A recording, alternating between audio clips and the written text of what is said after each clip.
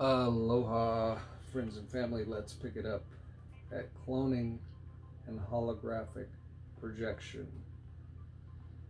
Holographic projection is a technology that figures into the human DNA equation as well as cloning.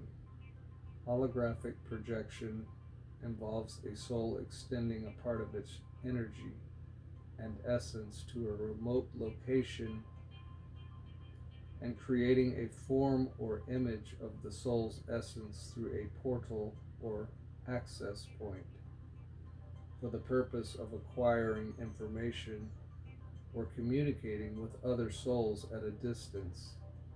It is sort of a cross between remote viewing or mental projection and teleportation, relocating the physical form using pure consciousness.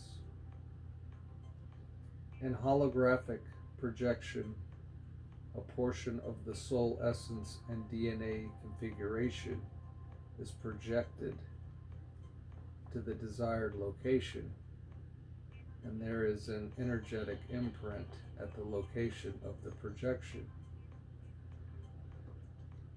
Cloning is a similar technology in that a physical body can be replicated and a certain percentage of the soul essence transmitted into the cloned body.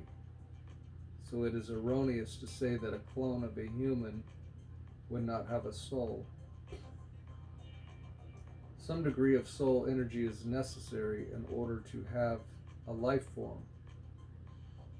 It might be a highly fragmented soul, but it is soul energy nonetheless. You will note that there are subtle differences in the DNA of a clone, even though the basic configuration is identical to the original soul. We wish to dispel the idea that there are creatures in God's universe without souls. It is true that some organisms have a very rudimentary form of intelligence, but a divine spark exists within all living things and within all inanimate objects as well, though not in a form you would recognize. Those beings living in extreme contraction, darkness, have their spark of divinity suppressed, but it is still there. No life could exist without soul energy, spirit. The clone of a human not only has some of the essence of the original soul, but it can also be occupied by the essence of other souls that existed prior to the cloning. A soul may not have incarnated into the cloned body, but the migration of soul essence from one body to another is a relatively common occurrence. We touched on this topic during our dissertation on soul fragmentation. We will now examine a few more topics that are relevant to ascension. Living in the world while on the spiritual path.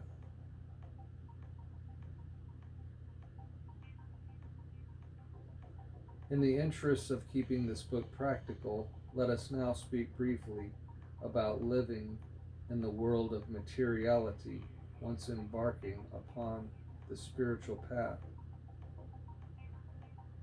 The question many have asked is, how can a person enjoy the material world after having been on the spiritual path?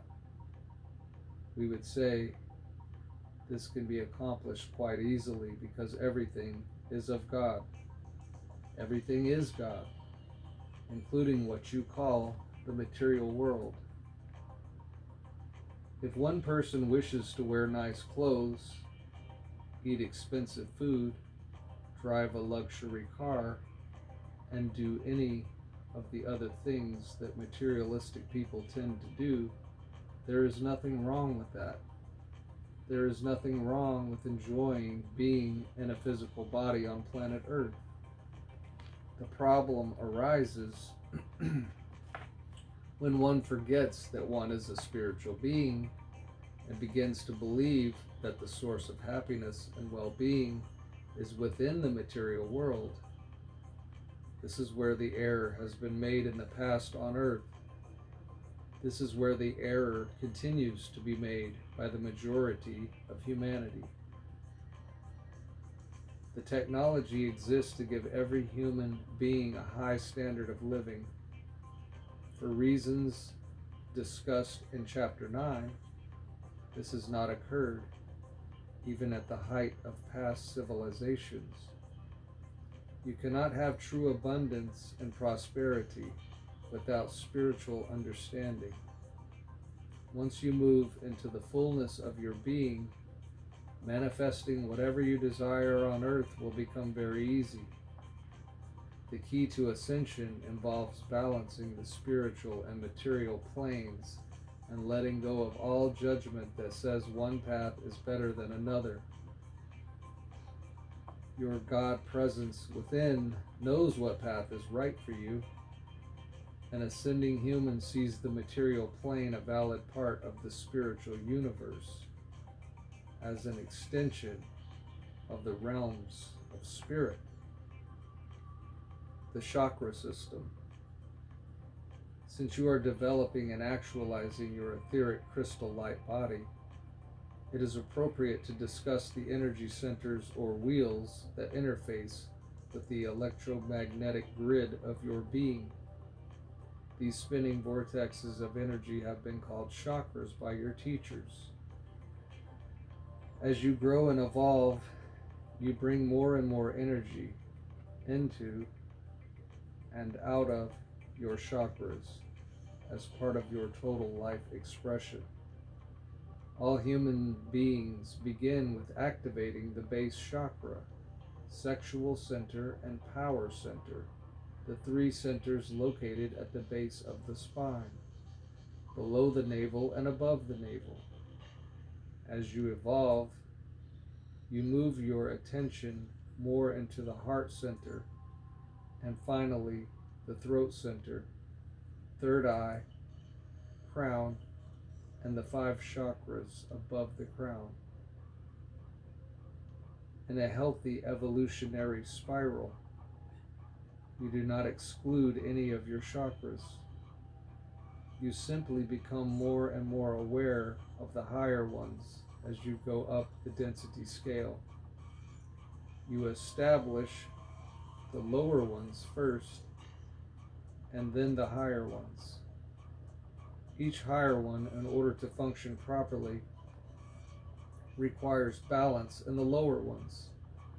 So when you are focusing exclusively on your upper chakras, you are in an unnatural state because you are denying the lower chakras that you started out with when your human form was created.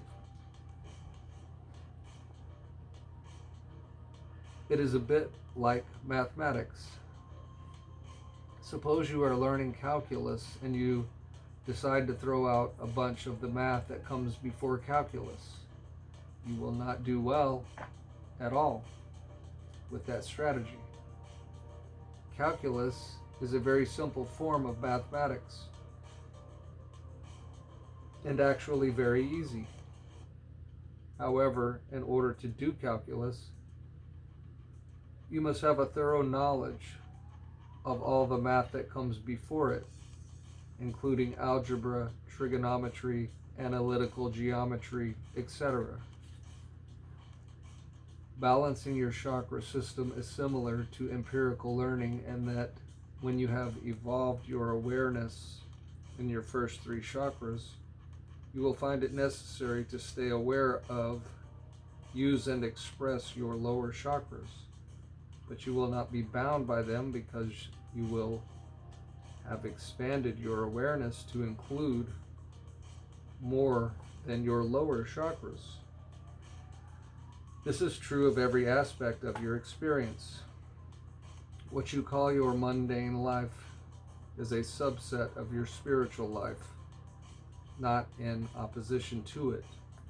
And so, a spiritual master on your earth is impeccable at upper chakra issues as well as lower ones. You will find that as you evolve into your upper chakras, including 8 through 12, as you go up, you will become simultaneously more proficient at lower chakra matters. You will learn how to balance all of your chakras. The 8th chakra is about 2 inches above the head. The 9th chakra is about a foot above the head. The 10th chakra is about 2 feet above the head. The 11th chakra is about 2 meters above the head. And the 12th chakra is very diffused, but it is several meters above the head and can vary greatly in size. All the chakras can vary in size, shape, color, and intensity. When a soul closes the aura in around the body, the 8th through 12th chakras can be a lot closer to the body as well. The 8th through 12th chakras are responsible for linking you to the higher levels of your being, what this channel has been calling the 8th density oversoul, the 9th density monadic avatar or atmanic self, the 10th density Christed or Buddhic self, the 11th density individual God self, and the 12th density universal God self.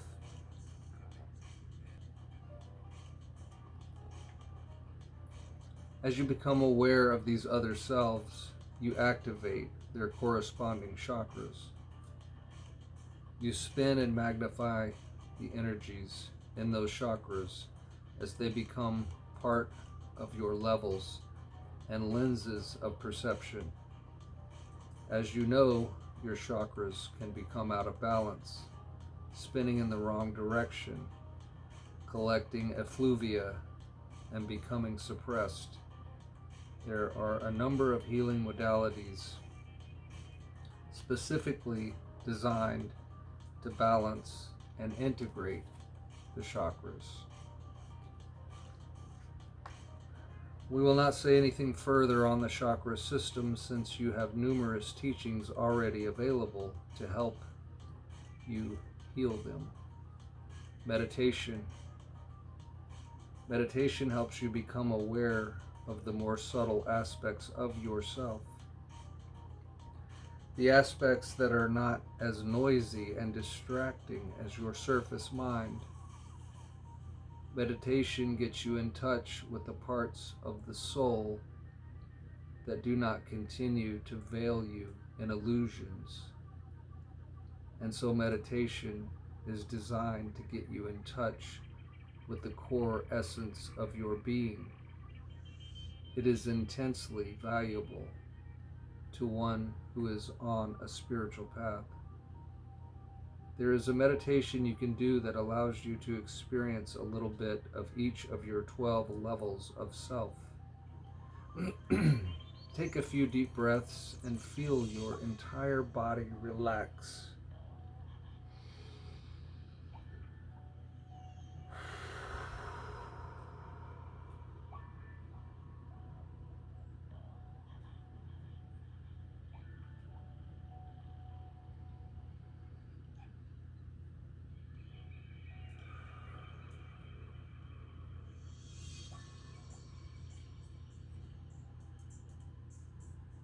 Now imagine you can experience each of your 12 levels, one at a time.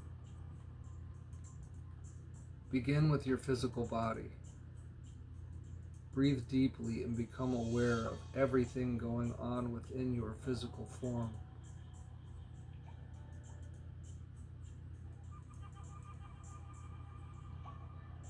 Next, move to your emotional body.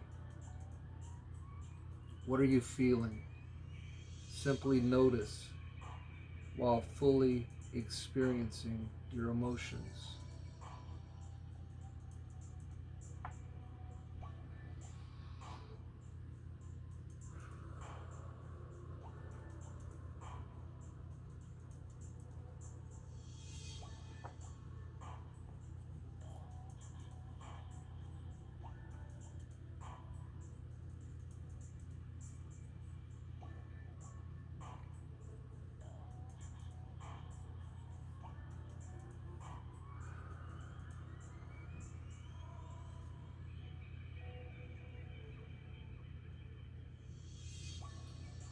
Do not judge them or try to go beyond them.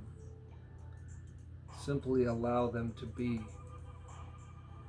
After a few moments, become aware of your mental body. Notice your thoughts, beliefs, and programs. Observe how your mental state is coloring your perception of reality.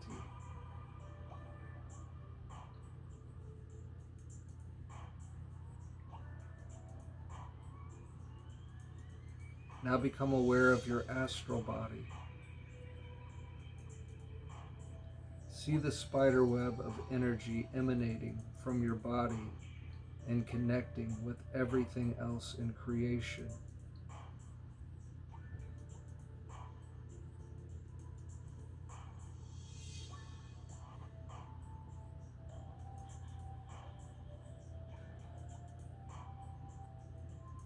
Now tune into your etheric body.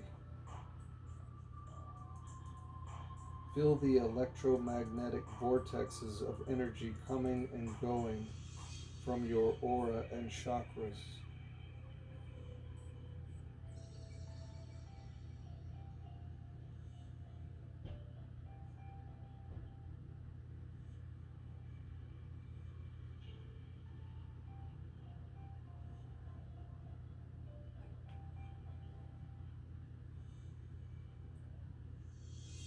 Those are the easy levels. Tuning into the causal body is a bit more difficult, but you can do it. This is the part of the soul that travels intact between lifetimes. Become aware of your past and parallel lifetimes.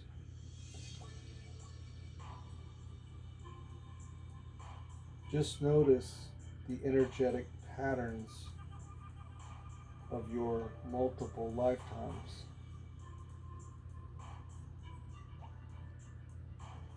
Do not try to remember specific incidents from past lifetimes.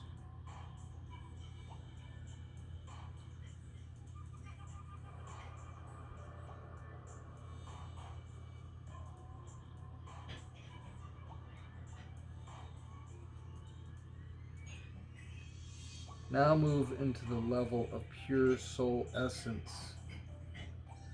Feel the core of your being beyond time and space.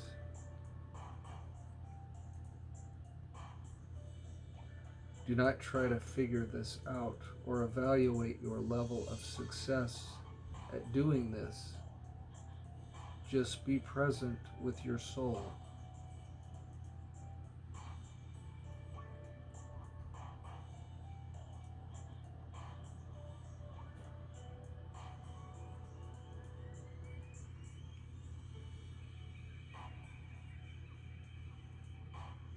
Ask your oversoul to reveal itself to you as your 8th density presence. Simply allow the experience to happen. There is nothing your surface mind can do to bring about an awareness of your 8th density self.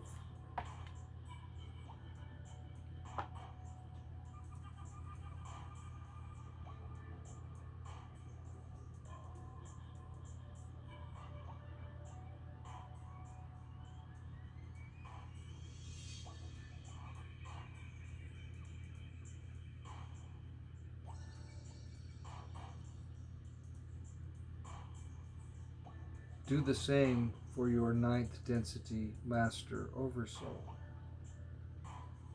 Ask your 9th density self to come into awareness.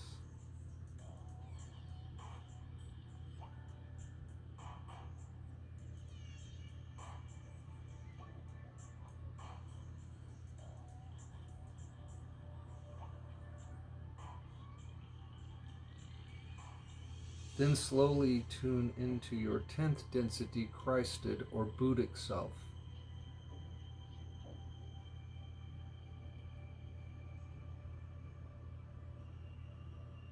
You are now interconnected within the God worlds.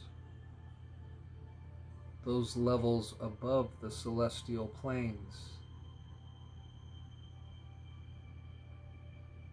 Just ask to have an experience of those dimensions.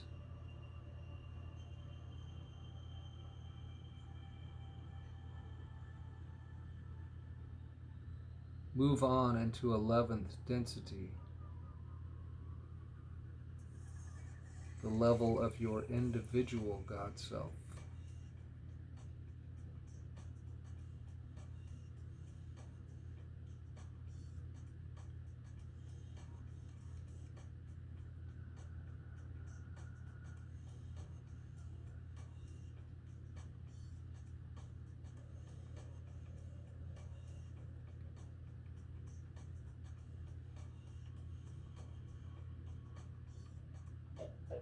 Finally, ask your 12th density universal God Self to come into your awareness.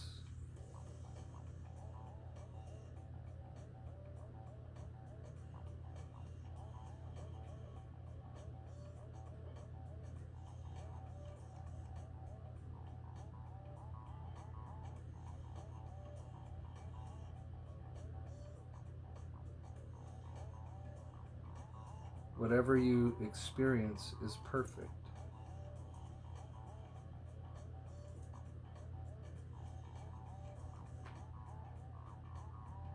There is nothing to be judged. Simply allow your meditation to unfold.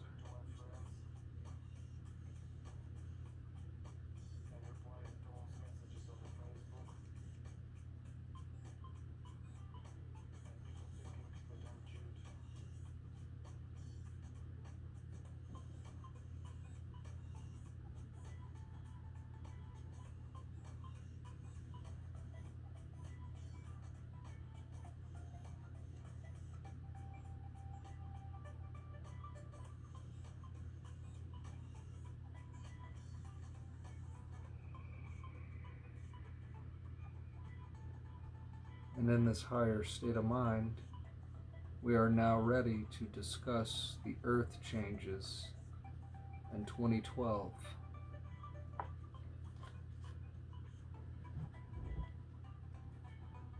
Part 2, Earth Changes in 2012.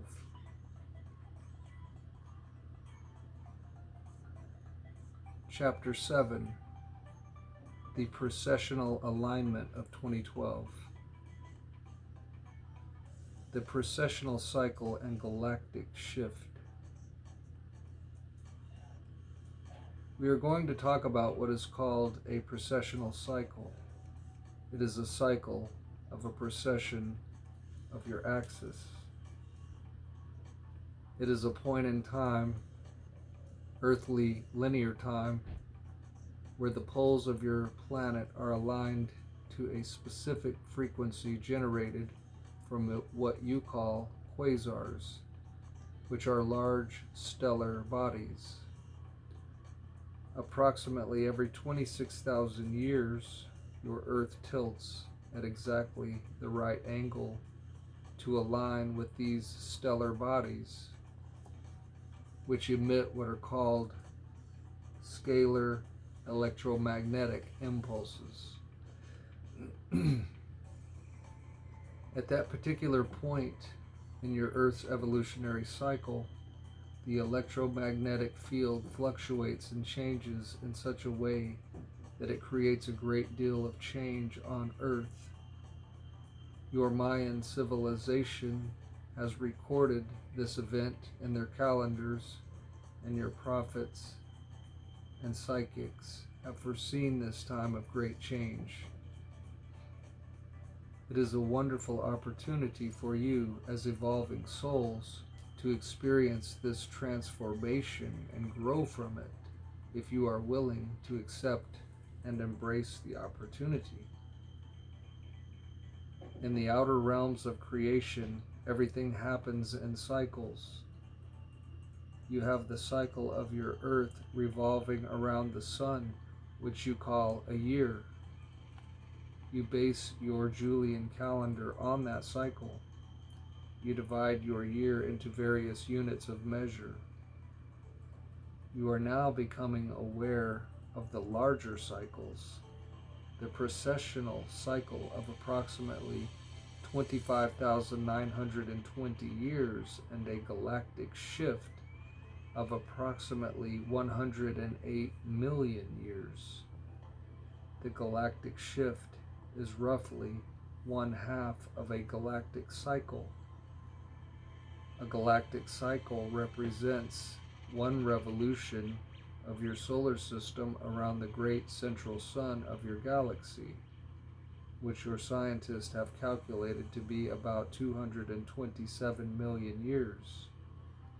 Due to changes in the spinning of the galaxy and time and space distortions caused by dark energy and dark matter, the actual number of Earth years in a galactic cycle is closer to 216 million. There are even larger cycles within the universe as a whole. There is the time it takes your galaxy to revolve around the great central sun of the universe, which is a period of about 10.8 billion years. We will call that a universal cycle. At the same time, you know that your universe is continually expanding. God is continually expanding. A universal cycle is an outward unfolding spiral rather than a simple revolution of galaxies around the great central sun. So there are many cycles and there are many levels and dimensions to your universe. We gave a detailed lesson on the history of the Earth in Chapter 3, omitting many important aspects due to the need for brevity. The attention span of most humans is very short, and had we elaborated further, we would likely have lost about 90% of our readership/listenership. Throughout the history series, we referred to the cosmic cycles that play such an important role on your planet. Let us discuss these cycles in more detail and describe the relationship between free will and cosmic predestiny. Free will and predestiny.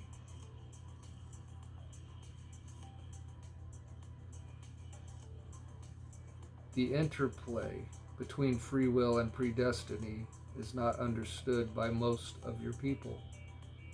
You need to understand that free will is a set of latitudes and principles that exist within a larger framework of predestiny or a divine plan.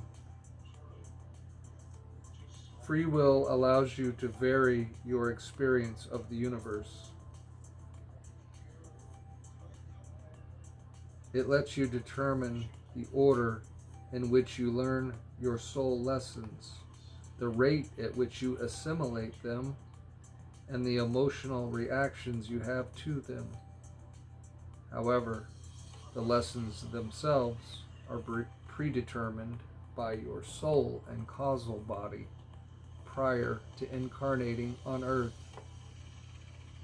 Cosmic cycles are set according to the Creator's will and the will of your own God selves. Your human egos have little or no influence over cosmic cycles. Your soul is already aware of cosmic cycles and the role they play in helping you develop your soul self-awareness. A description of the cosmic cycles affecting Earth.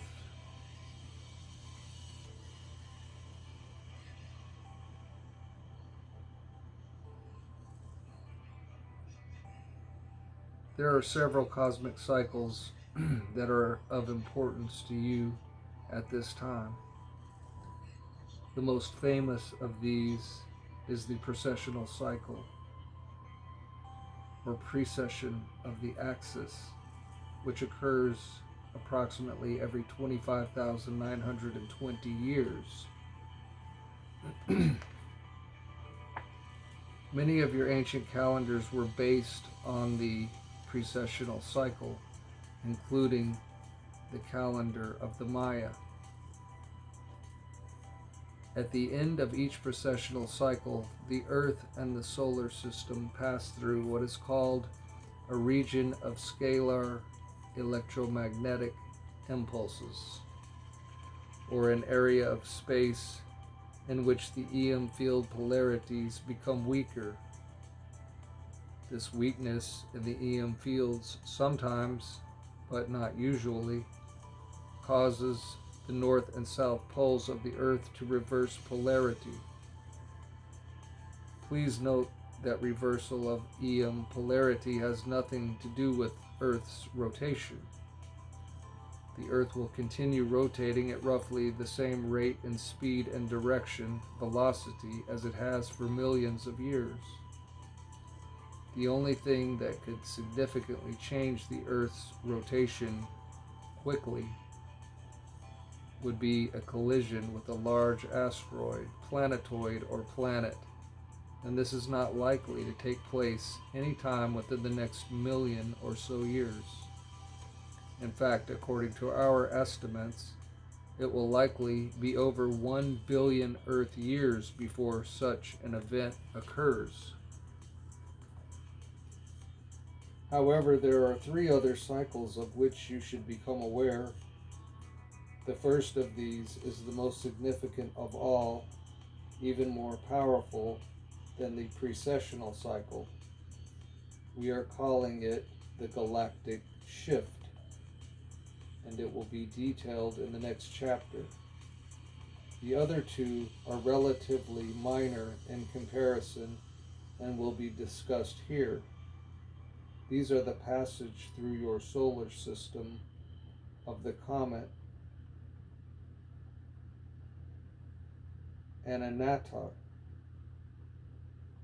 which occurs about every 10,500 years, and the orbit of planetoid Nibiru through your solar system, which occurs approximately every 3,600 years. Neither the comet nor the planetoid are likely to ever impact Earth directly. The comet's tail brushes the Earth's atmosphere about once every 8 or 9 passes. Nibiru's gravitational field significantly impacts Earth about once in every 12 passes. In addition, beings from the etheric and celestial planes of Nibiru often interact with each during its close proximity every 3,600 years, as is evidenced in the records of your ancient civilizations. Both of these events will figure prominently in the coming years. An Anatok, the translation here is very tenuous. You might come to know this comet under a slightly different name. Makes its next pass through the solar system in approximately 2017, while Nibiru, also called Planet X and Wormwood, is scheduled to make a close appearance in the year 2030. By the time this book goes to print, it will only be a few years until the precessional alignment. So you are probably already feeling the energies and seeing some of the consequences of this event.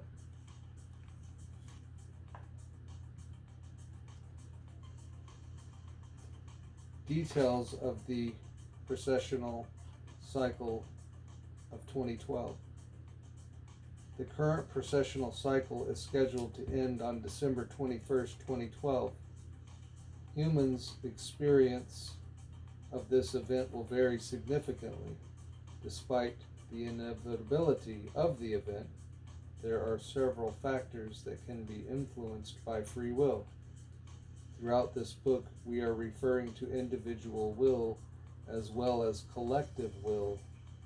If a large number of souls direct their collective will in a particular manner, it can have an impact on so-called inevitable or unmovable realities. As you grow and evolve, you will learn how to alter many of the events that seem fixed in time and space at present. However, at this juncture, very few of you have raised your vibrations sufficiently to have an appreciable impact on cosmic events. Here are some of the variables associated with the precessional cycle of 2012, many of which are a function of free will. 1. The severity of EM distortions. When we examine the mechanics of the precessional alignment later in this chapter, you will see that there are many factors that determine how severe the EM fluctuations are, including the position of the solar system in relation to the center of the galaxy, as well as variations within the core of the Earth and the solar system itself, including EM fluctuations in your sun. 2. The severity of climate changes. There are several human and natural factors influencing Earth's climate. These include your emission of greenhouse gases, mainly carbon dioxide, ocean currents, and atmospheric pressure anomalies also figure prominently. Some humans are experimenting with weather control and introducing chemicals into the atmosphere to direct the path and formation of storms. Although many general trends can be easily predicted, specific dates for storms, droughts, and other weather phenomenon is almost impossible to see even at our level of awareness. 3. The severity of the impact on technology and telecommunications. Back when your calendar turned to 2000, you got very worried that your computers would go down due to a programming glitch. In reality, EM fluctuations do far more damage than any program error could ever do. If you are overly dependent on your telecommunications industry, then the rapid and severe fluctuations of 2012 and the other events described here will make things difficult. While your consciousness will influence the ability of your technology to function, the bottom line, dear creators, is that you need to be dependent only on God and not your technology, or your devices will fail you from time to time. 4. The degree of cellular mutation experienced. Those of you that are already building your master template of ascension will continue to experience cellular mutations. The mutations experienced by most of humanity will likely cause extreme fluctuations in mood and emotional state. Many souls will be unable to withstand the changes and will experience a decline of the immune system, opening them up to all manner of exotic viruses and bacteria, both real and imagined. I added that. Others will make it through the changes with their physical bodies and go on to build enlightened, self-sufficient spiritual communities. 5. The level of impact on the emotional and mental bodies of humans. Although the dominant timelines are pretty much present, free will does play a part in the level of intensity of the experience. the more you can let go of fear and open to your God self, the easier the transition will be for you. Your overall emotional and mental health will be put to the test during the precessional alignment. You might feel as though you are going crazy. Little emotional hurts will be greatly magnified, as will your emotional highs. You might experience being ecstatically blissful one moment and severely depressed the next. Your ability to go within to the center of your being will be essential. To quote one of your favorite phrases, you will not have the luxury of entertaining negative thoughts.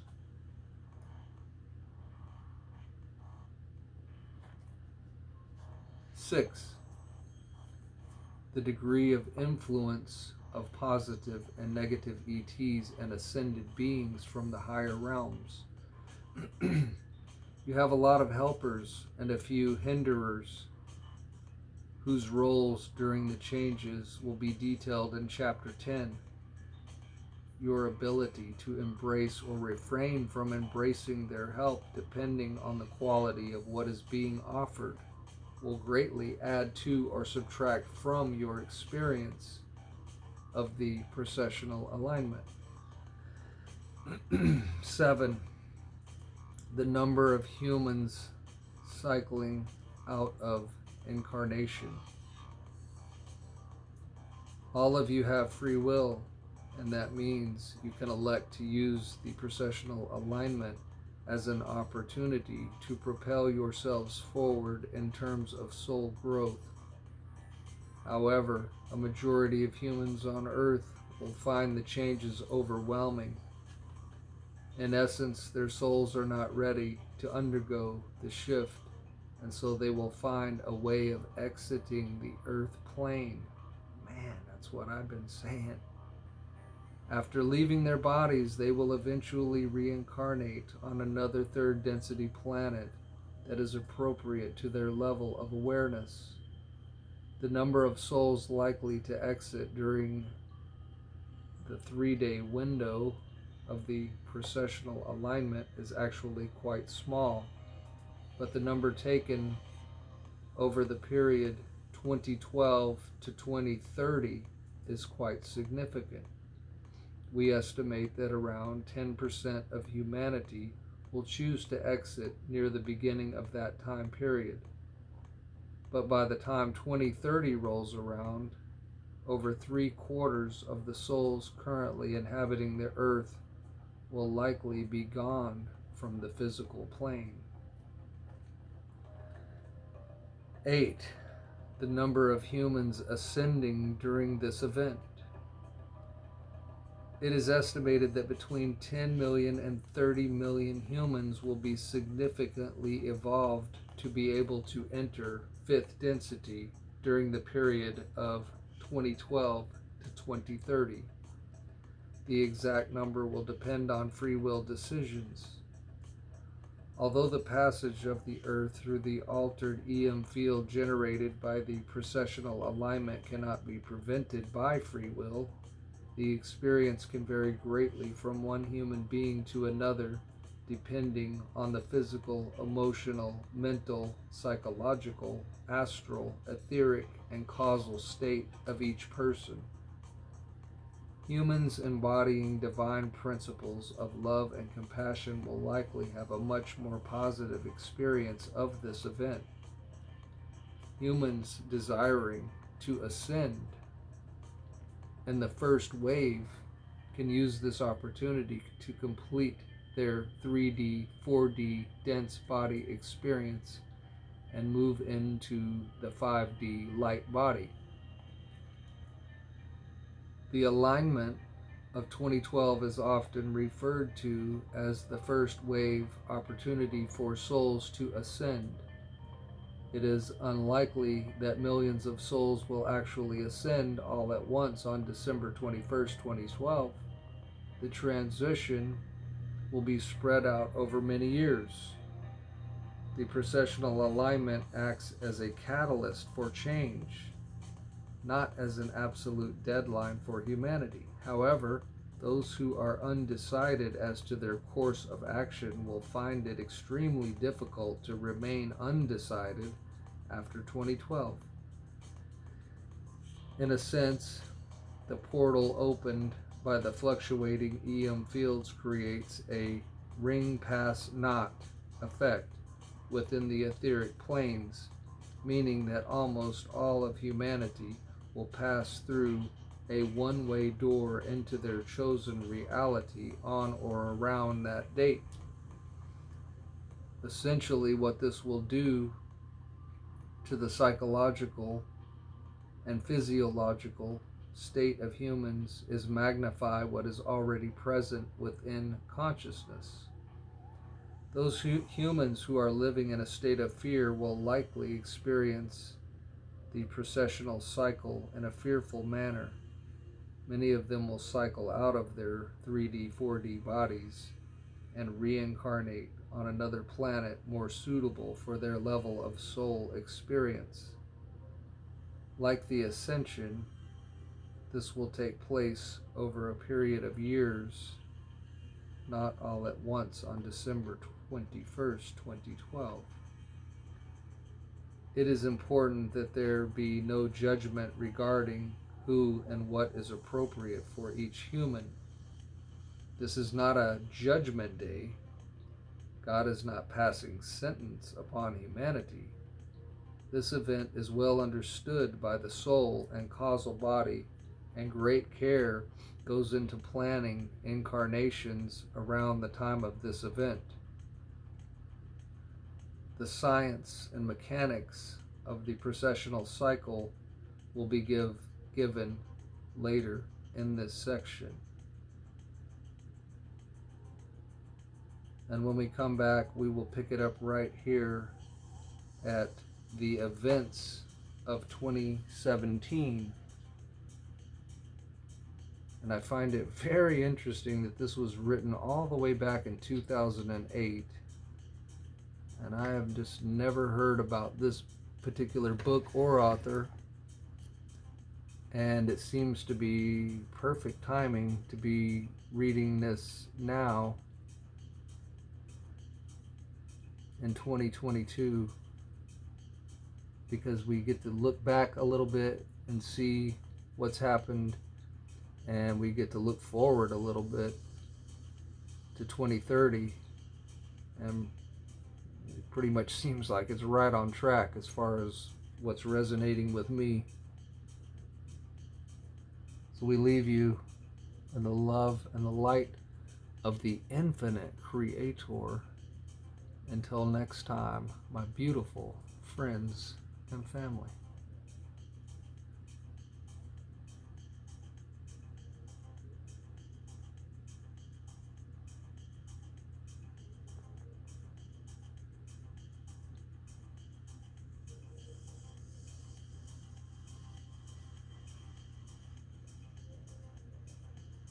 Into the portal.